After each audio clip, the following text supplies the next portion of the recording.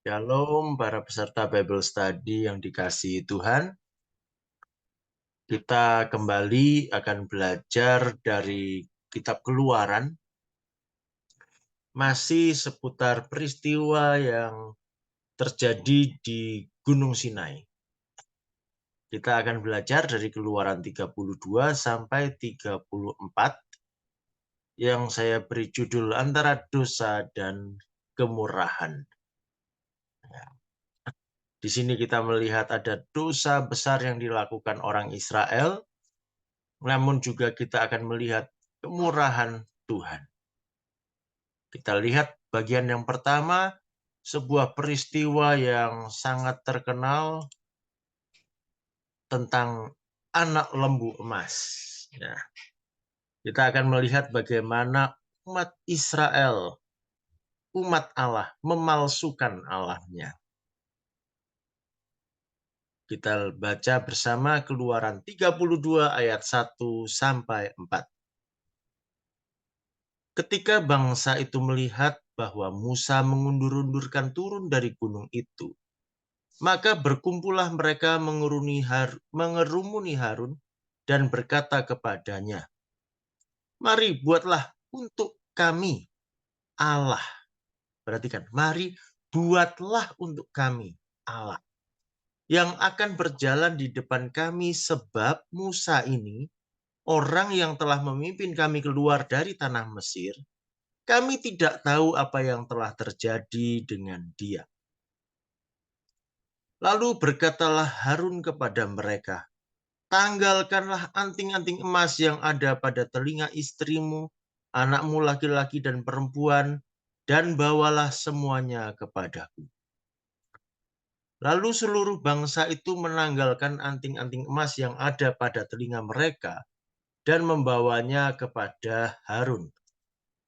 Diterimanya itu dari tangan mereka, dibentuknya dengan pahat dan dibuatnyalah daripadanya anak lembu tuangan. Kemudian berkatalah mereka, "Hai Israel, inilah Allahmu yang telah menuntun engkau keluar dari tanah Mesir." Nah, kalau kita perhatikan apa yang kita baca ini, kita bisa lihat betapa betapa, kalau mau berkata kasar, betapa kurang ajarnya umat Israel.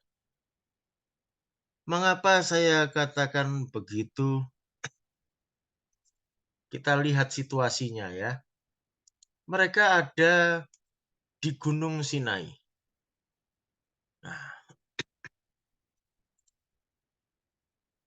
40 hari sebelumnya mereka mendengar Allah sendiri yang berbicara secara langsung. Betapa dahsyatnya itu kalau kita ingat kembali ya. Allah berbicara langsung kepada umatnya disertai bunyi guruh yang luar biasa. Dan ada awan kemuliaan Tuhan dengan api yang menyala-nyala di puncak gunung. Luar biasa. Dan sejak saat itu, mereka terus menyaksikan kemuliaan Allah dalam awan dan api itu selalu ada di puncak gunung. Memang waktunya cukup panjang, sekitar 40 hari. Wajar kalau mereka merasa penasaran. Kalau mereka bertanya-tanya apa yang sesungguhnya terjadi. Tetapi paling tidak mereka melihat kemuliaan Allah itu masih ada di situ. Nah, jadi ketika mereka memutuskan untuk membuat Allah buatan tangan manusia berupa patung anak lembu emas, itu mereka di hadapan Allah, ya, mereka di kaki gunung, mereka melihat kemuliaan Allah. Di hadapan Allahnya, mereka berani membuat patung dan memproklamirkan, menyatakan patung itu sebagai Allah mereka yang mengeluarkan mereka dari Mesir. Padahal Allah yang asli, yang mengeluarkan mereka dari Mesir, sedang ada di puncak gunung di hadapan mereka. Betapa beraninya orang Israel.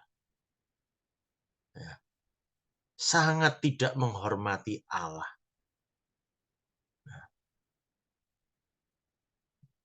Ketika mungkin kita dalam kehidupan sehari-hari menemui situasi serupa di mana kita menanti-nantikan, kok lama? Ya, kita menanti-nantikan jawaban Tuhan mungkin. Dan kita penasaran. Kita tahu firman Tuhan, kita tahu janji Tuhan, tapi penggenapannya bagaimana? Kita masih menanti-nantikan. Apakah kita masih tetap hormat kepada Tuhan, atau kita menjadi seperti orang Israel yang tidak sabar menanti dan menjadi tidak hormat kepada Tuhan? Nah, inilah dosanya orang Israel.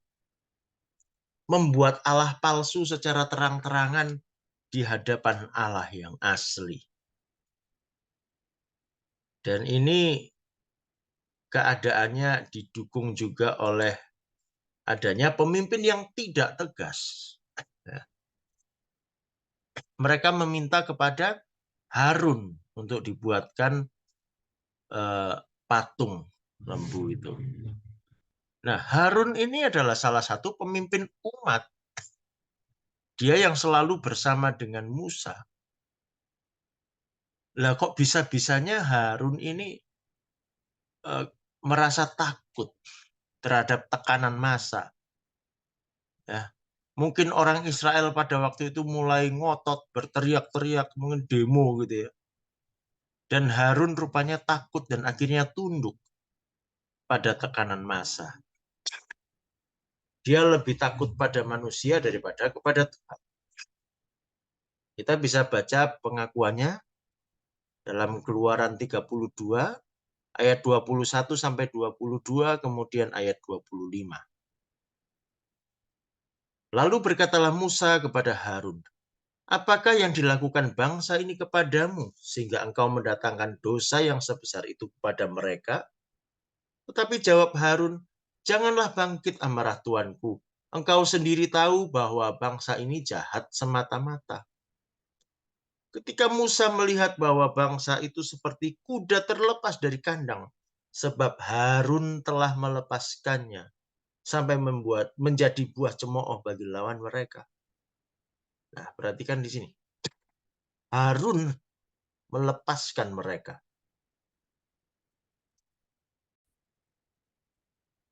Harun sebagai pemimpin seharusnya dia menjaga kawanan Israel untuk tidak jatuh dalam dosa.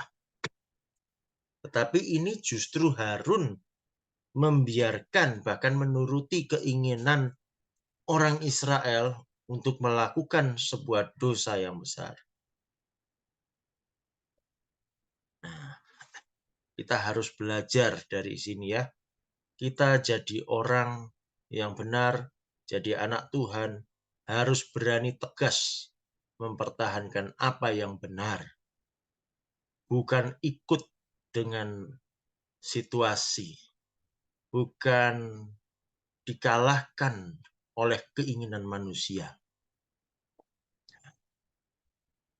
Dan akibat dari kesalahan ini, kita lihat ada murka Allah. Dan juga Musa pun murka. Kita lihat dari Keluaran 32 ayat 7 sampai 10 dulu. Saya harap saudara bisa membaca sendiri ayat-ayatnya. Di sini saya ringkas saja. Di ayat 7 sampai 10 ini kita bisa membaca bahwa Allah murka dan hendak membinasakan Israel. Kecuali Musa. Jadi Tuhan berkata, udah habiskan saja nih bangsa Israel ini. Bangsa yang tidak setia. Nanti dari kamu Musa, aku akan bikin lagi sebuah bangsa yang besar. Nah, kira-kira begitu intinya. Tetapi kemudian di ayat 11 sampai 14 kita baca bagaimana Musa memohon belas kasihan Allah. Akhirnya murka Allah surut.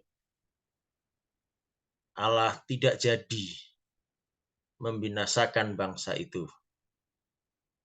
Kemudian di ayat 15 sampai 20, nah, ternyata giliran Musa yang murka, dia marah sekali. Loh batu yang dikatakan diukir oleh Allah sendiri, ya. Loh batu yang di atasnya tertulis, terukir 10 firman yang diukirkan oleh Allah sendiri. Luar biasa. Bukan Musa loh yang mengukir. Allah sendiri.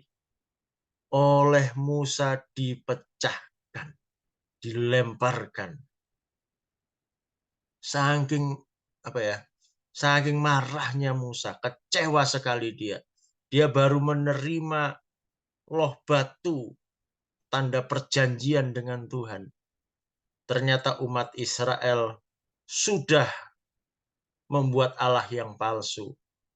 Seolah-olah buat Musa perjanjian ini jadi tidak ada gunanya, maka saking marahnya dia lempar, dia pecahkan loh batu itu.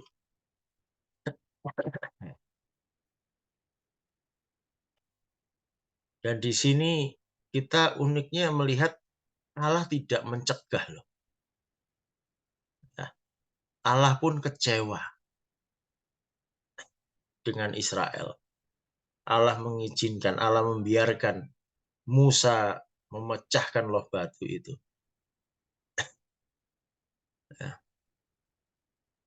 Dan kemudian Musa menghancurkan patung anak lembu emas itu, ya, mungkin dihancurkan, ditumpuk halus, lalu bubuk emasnya itu malah dimasukkan di air, lalu orang Israel disuruh minum. Waduh, minum emas. Luar biasa betapa murkanya Musa. Dan kita bisa lihat kemudian, nah ini mengerikan ya, tapi dosa itu mengerikan. Ayat 26 sampai 29. Musa di dalam kemarahannya, dan juga dituliskan di situ, ini adalah instruksi dari Tuhan, firman Tuhan. Musa memerintahkan, ya, orang-orang yang masih berpihak kepada Allah, kepada Tuhan. Nah, waktu itu orang-orang Lewi menyatakan, kami masih tetap berpihak kepada Allah. Lalu Musa berkata, ambil pisau, ambil pedang, bunuh saudaramu sebangsa. Lalu mereka berjalan, mereka tusuk kanan kiri, maka terbunuhlah kira-kira 3.000 orang saat itu. Baru betapa dahsyatnya, ya. Serem. Ya memang dosa itu seram, ya.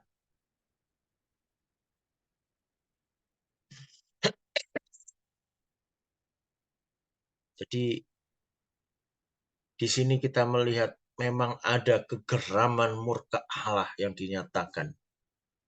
Nah, tetapi kita bisa lihat kemudian bahwa Musa memohon kemurahan hati dari Allah. Musa melakukan doa syafaat yang penuh pengorbanan.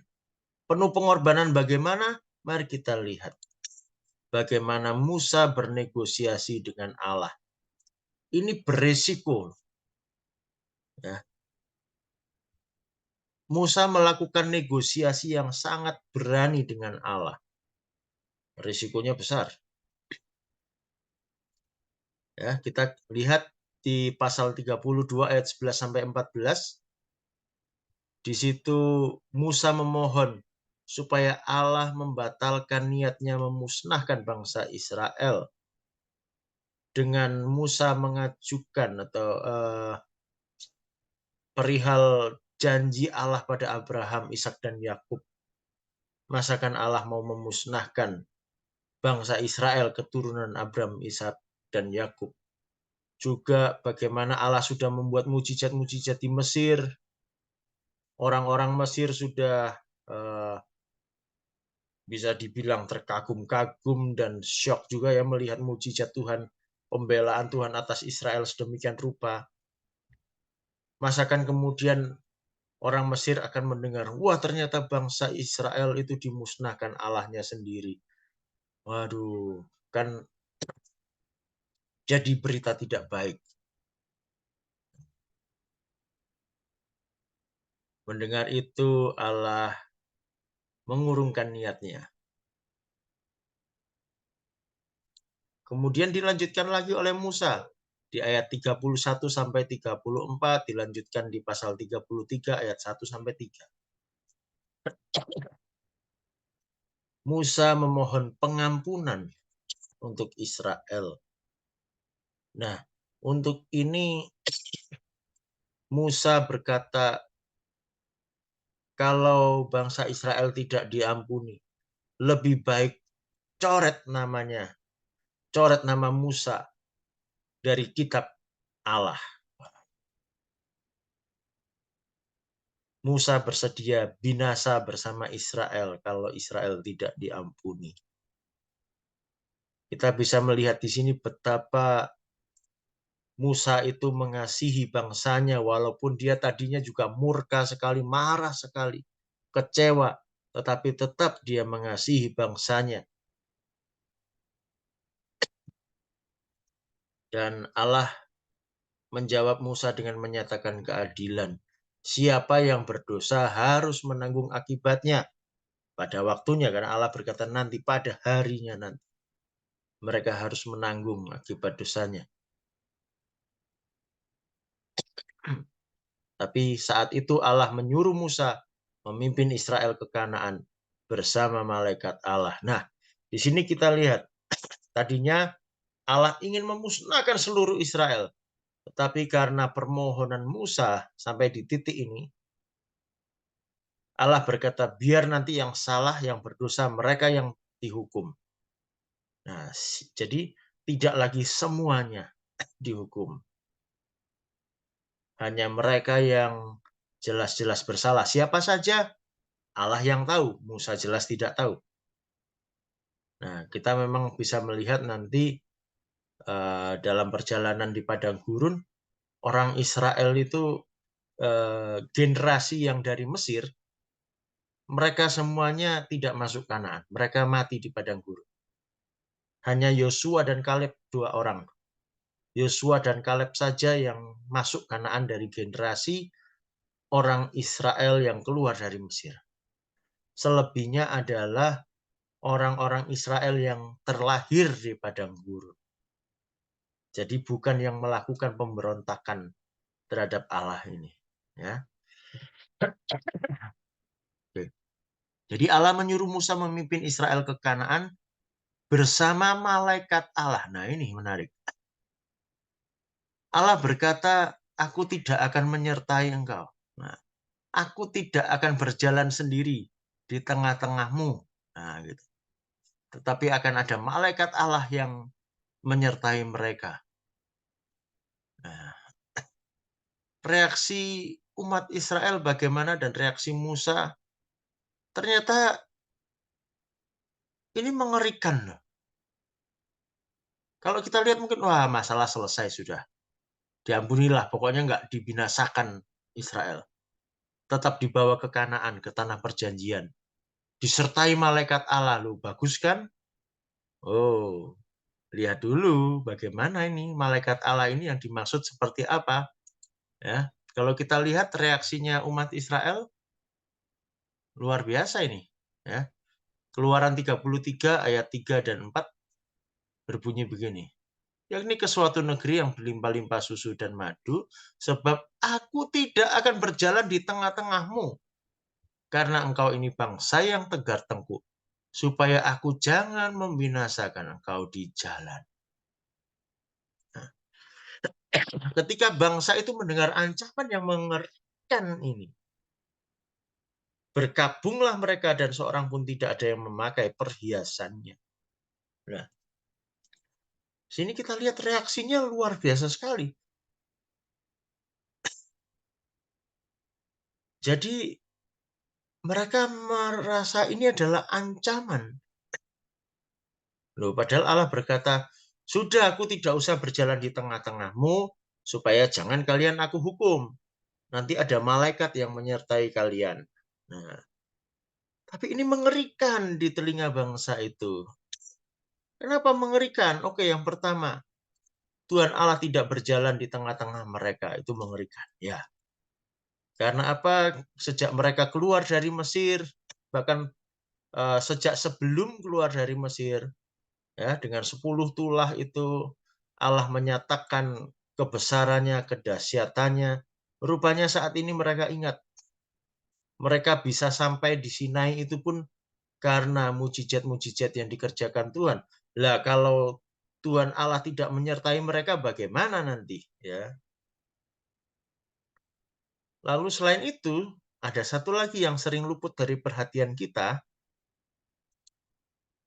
Kita lihat kembali ke Keluaran 23 ayat 21.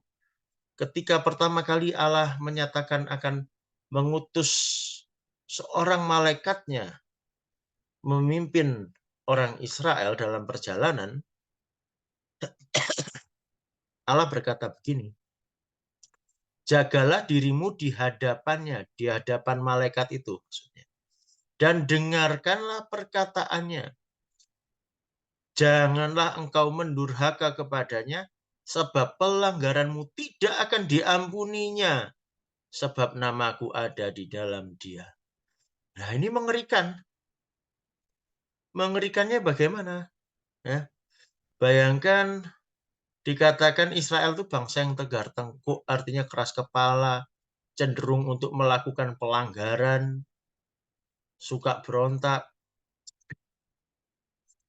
Lah kalau malaikat yang diutus Allah memimpin mereka itu malaikat yang tidak akan mengampuni ketika terjadi pelanggaran, wah, belum sampai Kanaan sudah habis itu bangsa itu seluruhnya.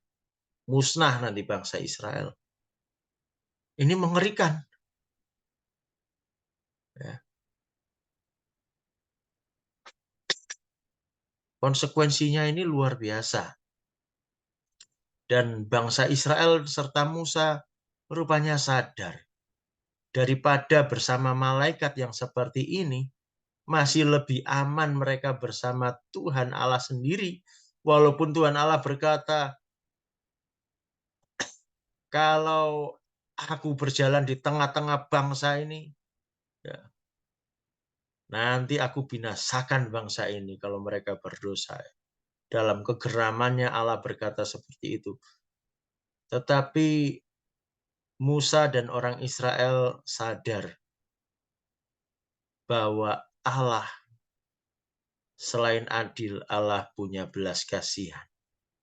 Allah masih bisa bermurah hati. Allah bisa mengampuni.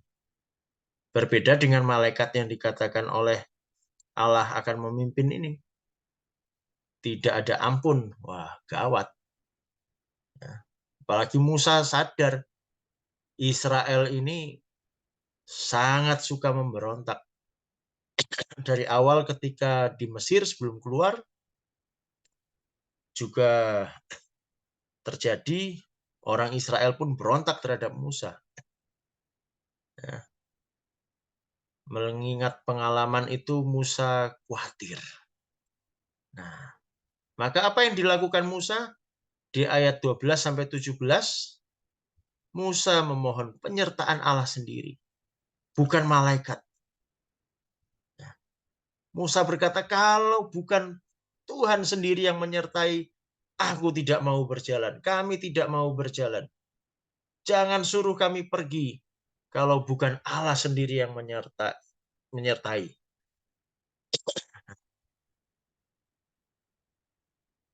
Dan ini negosiasinya Musa, ya. Di titik ini luar biasa berani. Sangat berisiko ini. Kalau Allah tidak berkenan, bisa-bisa Musa pun dihabisi oleh Tuhan.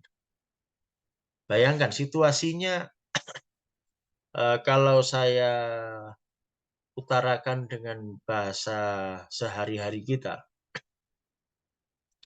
Musa itu berkata begini, katanya Allah, engkau berkenan kepadaku. Ya. Aku mendapatkan perkenanan, mendapatkan anugerah darimu. Katanya engkau mengenal aku. Kalau memang engkau mengasihi aku, engkau mengenal aku, engkau dekat dengan aku minta sertailah bangsa ini. Wah, seperti itu, saudara. Kalau saya terus terang mungkin tidak berani berkata seperti Musa begini. Ini luar biasa. Musa nekat mempertaruhkan dirinya sendiri. Mengapa Musa begitu nekat? Bukan Musa bodoh, bukan Musa kurang ajar terhadap Allah, tetapi yang pertama, Musa sangat mengasihi bangsanya. Yang kedua, Musa berani karena dia beriman. Dia tahu Allahnya murah hati, Allahnya penuh belas kasihan. Maka Musa berani berkata seperti itu kepada Allah. Dan reaksi Allah, puji Tuhan, Allah berjanji mau menyertai Israel. Jadi bukan lagi malaikat yang diutus memimpin, tetapi Allah sendiri yang menyertai.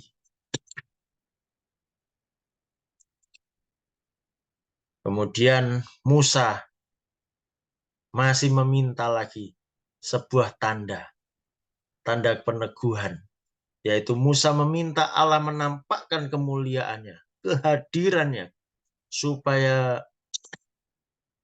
dia yakin betul dan umat juga yakin betul Allah menyertai. Dan Allah berkata, ya, aku akan menyatakan kemuliaanku. Ya. Bagaimana Allah menyatakan kemuliaannya bisa dibaca di pasal 34. Nah, tapi sebelum itu kita lihat ya, bagaimana beraninya Musa bersyafaat untuk bangsanya di hadapan Allah. Keberanian yang timbul dari belas kasih ya, dan juga dari iman bahwa Allah punya belas kasih. Nah, ini saya tampilkan ada sebuah doa Yahudi yang terkenal. Ini juga doa yang kedengarannya wah berani sekali ini. Ya, tetapi ini bukan saya sedang mengajarkan untuk kita sembrono terlalu berani dengan Tuhan dan tidak hormat kepada Tuhan. Ya, nanti saya jelaskan. Kita baca dulu doanya. Bunyinya begini. Ya Tuhan, kami memiliki banyak pelanggaran dan dosa. Tetapi Engkau memiliki lebih banyak pengampunan. Jikalau kami tidak berbuat dosa, untuk apakah pengampunan? Kalau kita jadi bos, lalu ada karyawan kita yang suka berbuat salah, lalu dia berkata begini di hadapan kita, rasanya gimana? Gemes gitu ya. Kurang ajar sekali gitu. Tetapi tokoh Yahudi yang mengucapkan doa ini, perhatikan, dia menggunakan kata kami. Dia tidak sedang berdoa untuk dirinya sendiri. Dia tidak sedang bersikap kurang ajar terhadap Tuhan. Tetapi demi yang didoakan oleh dia. Entah itu bangsanya, itu keluarganya, atau temannya. Ya. Demi mereka, dia berani ambil resiko. Tawar-menawar dengan Tuhan. Memohon belas kasihan Tuhan. Sampai senekat itu. Bukan untuk dirinya. Saya yakin kalau ada orang yang berdoa seperti ini tetapi untuk dirinya sendiri, memang dengan sikap hati yang tidak hormat kepada Tuhan, menyepelekan pengampunan Tuhan, lalu dengan kurang ajar berkata seperti ini, pasti dihajar oleh Tuhan. Tetapi di sini kita lihat orang yang berdoa ini, dia berdoa meminta belas kasihan Tuhan untuk umatnya. Nah, kita lihat di Matius 9 ayat 13, Tuhan Yesus sendiri berkata begini, jadi pergilah dan pelajarilah arti firman ini, yang ku kehendaki ialah belas kasihan dan bukan persembahan, karena aku datang bukan untuk memanggil orang benar, melainkan orang berdosa. Nah, jadi Tuhan sendiri menghendaki belas kasihan. Jadi ketika dengan belas kasih hati yang betul-betul mengasihi orang yang kita doakan, kita berdoa dengan berani di hadapan Tuhan, justru itu dihargai oleh Tuhan. Asalkan kita tulus betul. Bukan kita sedang kurang ajar berani tawar-menawar dengan Tuhan. Tetapi kita dengan tulus penuh kasih kita memohon belas kasihan. Dan Tuhan menghargai itu. Akibat dari keberanian Musa, ya, yang lahir dari iman dan dari kasih, terjadilah peneguhan kembali perjanjian Allah dengan Israel. Allah bermurah hati terhadap umatnya. Perjanjian yang tadinya ya sepertinya batal ya, dengan loh batu itu dipecahkan, dipulihkan kembali sekarang. Musa disuruh oleh Tuhan naik lagi ke gunung, membawa 2 loh batu yang baru untuk kemudian akan ditulisi lagi. Ya. Lalu Allah menyatakan kemuliaannya, bisa kita baca di Keluaran 34 ayat 5-7. Turunlah Tuhan dalam awan, lalu berdiri di sana dekat Musa, serta menyerukan nama Tuhan.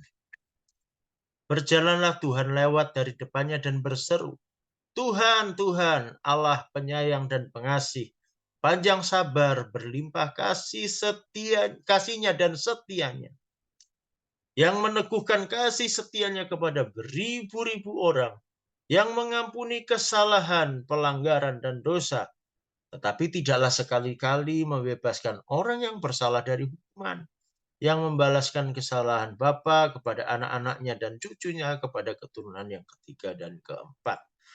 Nah, pernyataan Tuhan ini mari kita perhatikan. Ya. Tuhan, Allah penyayang dan pengasih. Ya. Makanya ini yang diimani oleh Musa tadi. Makanya Musa berani bersyafaat seperti itu. Dan Musa lebih memilih berjalan bersama Tuhan daripada dengan malaikatnya yang tidak kenal ampun. Ya. Karena Allah itu penyayang pengasih, panjang sabar, berlimpah kasihnya dan setianya. Allah yang mengampuni kesalahan, mengampuni dosa. Ya. Tetapi harus diingat, di sini Tuhan mengingatkan, Dia tidak membebaskan orang yang bersalah dari hukuman. Maksudnya apa? Katanya diampuni.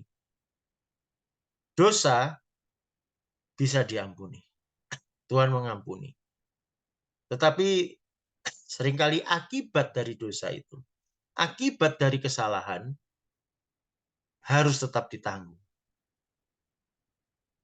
Seumpama seorang mencuri. Kemudian dia bertobat, minta ampun kepada Tuhan. Diampuni tidak dosanya? Diampuni. Tetapi apakah hukumannya di penjara dihapuskan karena Tuhan mengampuni? Ya tentu tidak. Dia harus tetap bertanggung jawab menanggung akibat dari perbuatannya. Karena Allah itu selain punya kasih, dia juga punya keadilan. Nah, Jadi ini pernyataan kemurahan hati Allah, tetapi juga peringatan akan keadilan Allah. Dan mendengar ini, apa yang dilakukan Musa, kita baca ayat 8-9. Segeralah Musa berlutut ke tanah lalu sujud menyembah serta berkata, jika aku telah mendapat kasih karunia di hadapan-Mu ya Tuhan, berjalanlah kiranya Tuhan di tengah-tengah kami. Sekalipun bangsa ini suatu bangsa yang tegar tengkuk, tetapi ampunilah kesalahan dan dosa kami. Ambillah kami menjadi milik-Mu. Ya. Nah, ini pernyataan resmi ya.